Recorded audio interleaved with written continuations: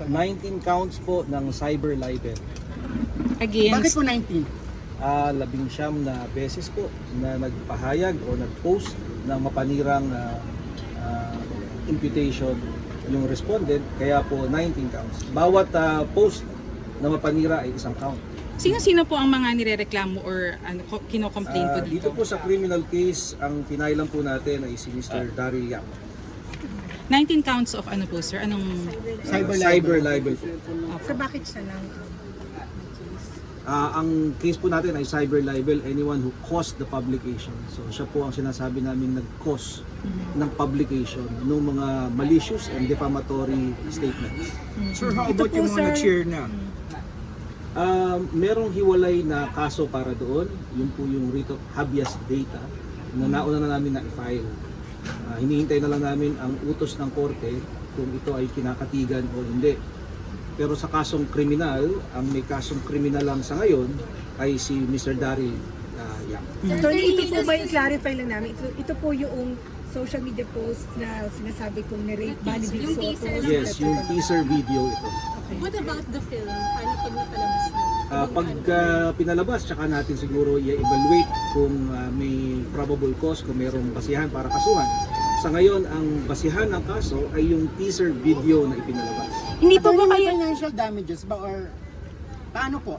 Yes po, sa ilalim ng Cybercrime Act, po pwede pong humingi ng danyos ang nagrereklamo ng kasong kriminal. Kaya po kasama sa hinihingi ay ang moral damages. Magkano po? 20 million pesos. Attorney, kung halimbawa kung abato na yung mali sila, ilang taon? May kulong ba to? Hintayin natin siguro sa korte, no, na umabot ito at ang korte ang maghahatol ng pagkakulong. Meron po, may kulong. At ano yung prayer po ninyo? Ang prayer po sa criminal case ay ma-file po ito sa korte at makulong ang respondent sa criminal case po. Apo, may TRO po ba sa showing or anong hinihiling? Hindi po dito sa criminal case. Hiwalay pong kaso yung writ of habeas data, and we will comment on that pag po lumabas na yung order ng korte. Pero hiniling nyo na po ng inyong Yes, kampo na meron pong hiwalay ipatigil. na kaso. O ipatigil the trailer, the Lahat showing. po ng paglabag sa privacy ng aming kliyente ay nais naming ipatigil. Kaya po sako po doon yung pagpapalabas ng anumang teaser video na sumasaklaw sa kanyang privacy na walang consent ng aming kliyente. Attorney, sinabi ni Bossing wala daw nag-consult sa kanila, nagtanong man lang. Ano Yun po ang basihan kung bakit nag-file kami ng writ of habeas data dahil walang consent.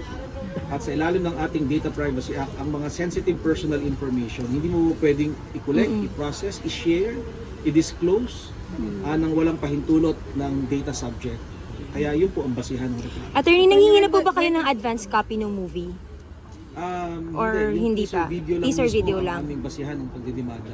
Attorney, when will be viewing the verdict? Meron naman. We don't know yet kung kailan lalabas yung order ng korte. Sa ilalim ng rules, within 48 hours from the filing, maaari ng aksyonan ng korte ito. So ito ay na-file 2 days ago. dito rin po? Dito rin po sa RTC. So hinihintay po namin anytime today or tomorrow, probably, or Monday. Attorney, nalaman niyo ba kung anong production outfit yung... Sentiments po ang kasama sa kinasuhan namin dun sa writ of habeas data. Sino po may-ari nun, sir? Si Daryl. Si Daryl. Attorney, anong sinasabi nito tungkol dun sa mga nag-share, ng mga teaser, nagpo-promote ng pelikula, damay sila sa writ of habeas Nagdokumento. data? Yes po, kasama po kasi ang paglabag sa karapatang pantao, hindi po pwedeng sabihin good faith. Kung alam mo mapanira ito, huwag mo nang i-share o i-repost. Dahil kasama ka sa nagkokos ng publication. Kasama ka sa naninira sa isang taong privado. Sir, paano yung freedom of expression na sinasabi sa paggawa po ng pelikula? Tama po, pero may limitasyon. At ang libel ay hindi kasama sa pinoproteksyonan. Malaya kang magbigay ng sarili mong katotohanan, pero hindi mo pwedeng ibenta at magmanira ng iba. Kaya maraming pelikula na gumagamit ng ibang mga alias, gumagamit ng ibang pamamaraan para hindi makasakit o makapanira ng iba. Pero ito, diretsahang tinawag na rapist yung aming kliyente. Attorney, marami po kasi nagsasabi ng mga netizens na mahilig sa twist si Daryl Yap. So po pwedeng kapag daw sinasabi niya kasi na wag mo nang husgahan yung movie. So pwedeng at the end of the film baka daw may twist na may bawi. pero ganun yung sinabi ng teaser. Pwede po bang may maiba kung sakaling iba pala yung direksyon ng movie in the end? Sa libel kasi, hindi yung intensyon ng writer o ng author ang mahalaga. Kung hindi ang epekto niya sa iyong biktima. So, it's not your good intentions that will matter. Ang magiging epekto nito sa iyong biktima. Sa ngayon, nakakatanggap ng mga rape threats yung asawa niya. Binubuli yung kanyang anak sa eskwela. So, kailangan umaksyon talaga. Si Miss Pauline po nakakatanggap ng rape threats? Pati mga comments, kung babasahin niyo yung mga comment doon sa mga post. Nati-trigger ito dahil sa teaser video na inilabas. Whatever good intentions he might have, the effect is already there. So attorney, apektado yung pamilya. Apektado. Sir, politically motivated ba to? Hindi namin masasabing politically motivated. We're only looking at the facts that we see them now. At ang nakita lang namin na facts, mayroong ipinost na defamatory sa aming kliyente. At yun ang aming inaction. Attorney, paano yung istorya kung galing mismo sa pamilya? O wala namang problema sa istorya. No? Ang pinoproteksyonan ng batas ay ang reputasyon ng taong sisirain mo, di ba? So kung may istorya ka, may tamang pamamaraan ng paghahayag ng istorya na hindi ka makakasira sa iba. Hindi naman ito ang unang beses na may gumawa ng pelikula tungkol sa ibang tao. So kung hindi mention si Vic Soto, okay lang? Well, maraming paraan. We wouldn't want to teach them on how to do a proper movie. Siguro specialty nila yon. Pero siguro naman kami ay may kaalaman naman ng konti sa batas at nakikita namin na may paglabag na nangyari. Sir, paano yung proseso ngayon from here? After you filed, what will happen in the coming days? Bibigyan ng kopya ang respondent at hihingin siya ng kanyang sagot. Pagkatapos niyang maghain ng sagot ay mag-i-evaluate ang fiscal kung may basihan o probable cause. At kung may probable cause, dadalhin sa korte at ang korte ang mag-i-issue ng warrant of arrest. Sir, ang showing is supposedly yata February, if I'm not mistaken. Given the timeline, aabot po ba yun na may makuhang resolution?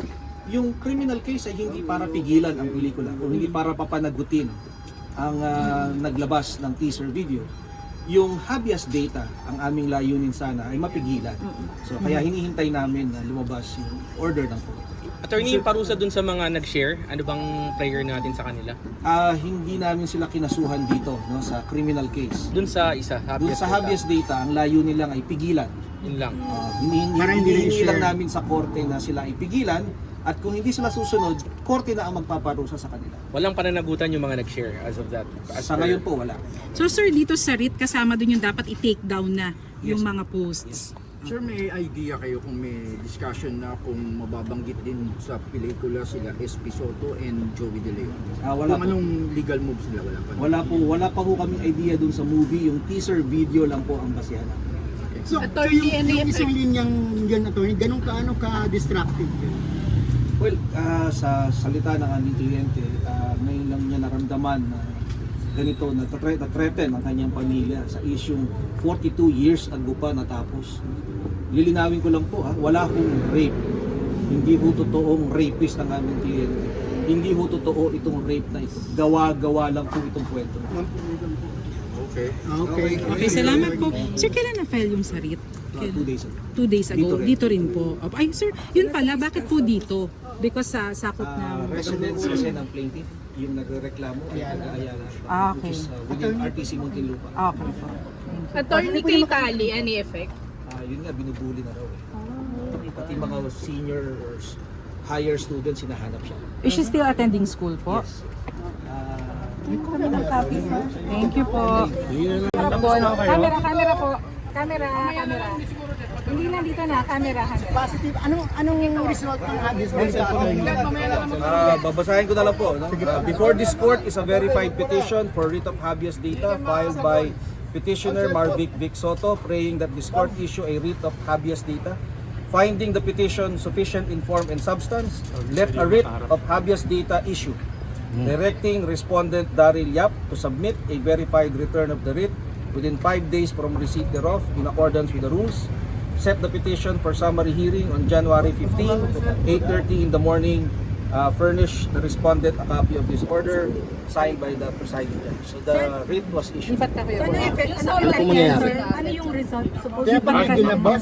So in the meantime po, the writ was issued. So ibig sabihin po, yung hinihiling namin doon sa writ was issued, granted. Kailangan po i-take down? ano pong kailangan gawin ni Daryl Yap? Mag-counter affidavit Itigil po muna lahat ng mga postings, etc. In the meantime, pinapasagot siya dun sa aming reklamo. Attorney, sinong Take down po ba? Yes po, wala pa ho mismo yung kopya ng writ, order pa lang po yung hawak namin. Doon po sa writ, naka-enumerate kung ano yung mga bawal. Okay. So message sir sa mga maaring mag-share pa po, meron na pong order ang po. Opo, caution lang po sa lahat na ang usapin tungkol sa umano'y pelikulang The Rape of Pepsi Paloma ay subject na po ng paglilitis sa korte at may utos na po ang korte sa writ of habeas data na ito ay lumalabag sa karapatan ng aming kliyente kung kaya't pansamantala ay ginrant ang habeas data. Ibig sabihin ay tigilan po muna natin ang pag-post, pag-share ng mga bagay na ito hanggang sa ito ay mapag-usapan sa hukuman. attorney, sino required na mag-attend ng sa Marikina? Daryl Yap and all other persons acting for and on his behalf. Okay. So, kailangan personal appearance siya, hindi pwedeng basta attorney lang padala. Nasa kanya na po Sir, yun. kailangan i-take down yung mga naunang post. Kasama Sa teaser. po yun sa Kailangan i-take hinihintay down. namin sa writ, no? Kasama sa hinihingi namin yun. At wala pa kaming kopya ng writ, yung pinaka-atas ng korte. Pero sir, ang subject lang ng habeas data is the teaser. Kasi movie, wala pa. Kasama po ang film. Pati film. So hindi na po dapat ipalabas. Well, he will be at his own risk. Okay. Thank you po. Thank you.